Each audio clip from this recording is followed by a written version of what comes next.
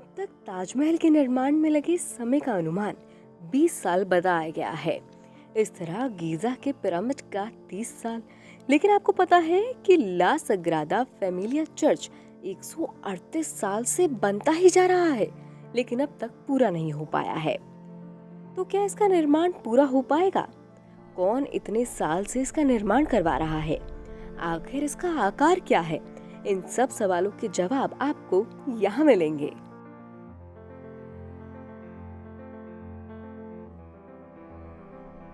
इतिहास और विकास में आज हम आपको बताएंगे बार्सिलोना के प्रसिद्ध चर्च से जुड़े रोचक किस्सों के बारे में।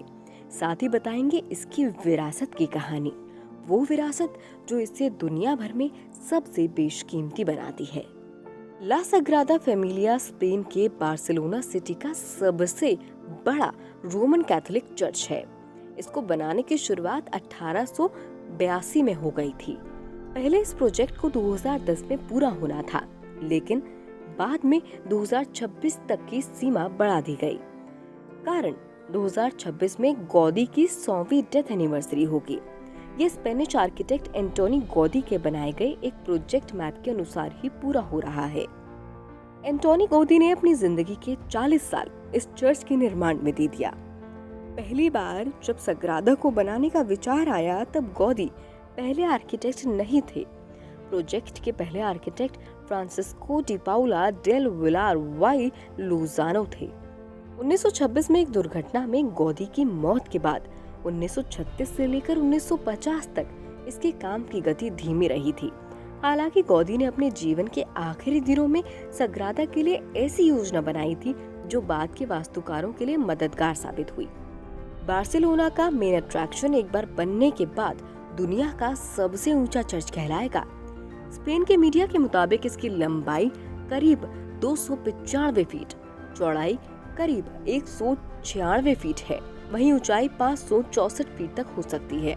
इस रोमन कैथोलिक चर्च में 18 ऊंची मीनारें हैं, जिसमें सबसे ऊंची मीनार की ऊंचाई 560 फीट तक है।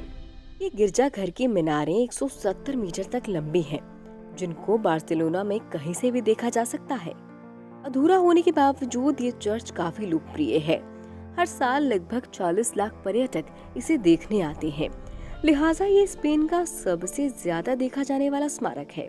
इसे करीब 12 यूरो यानी 1000 रुपए में टिकट लेकर देखा जा सकता है।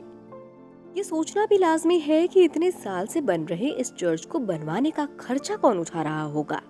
तो बता दें कि इससे कोई व्यक्ति या संस्थान या सरकार नहीं, बल्कि चंदा इकट्ठा करके या टिकट बिक्री से बनवाया जा रहा है। ये चर्च अभी निर्माणाधीन है, लेकिन 2005 में ही इसको यूनेस्को ने हेरिटेज साइट घोषित कर दिया था। वहीं आगरा में एक ऐसा मंदिर है जो 114 सालों से बन रहा है।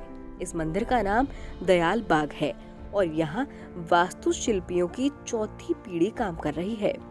इसको बनाने में अब तक 400 करोड़ रुपए से अधिक खर्च हो चुके हैं। वास्तव में ये मंदिर राधा स्वामी मत के संस्थापक और प्रथम गुरु परम पुरुष पूरण धनी स्वामी जी महाराज की समाधि है। वहीं आगरा के ताजमहल को बनाने में 22 साल लगे थे।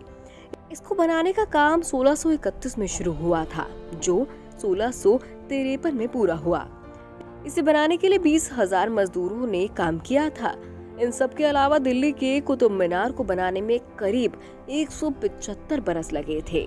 दरअसल इसका काम दिल्ली के प्रथम मुस्लिम शासक कुतुबुद्दीन ऐबक ने 1193 ई में शुरू कराया था।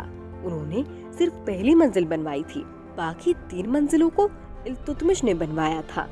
अंतिम और 5वीं मंजिल का निर्माण फिरोज शाह तुगलक ने 1368 में कराया था, लेकिन इसके बाद भी इसमें थोड़ा बहुत काम चलता रहा। इस बारे में आपकी क्या राय है? हमारे साथ जरूर शेयर करें।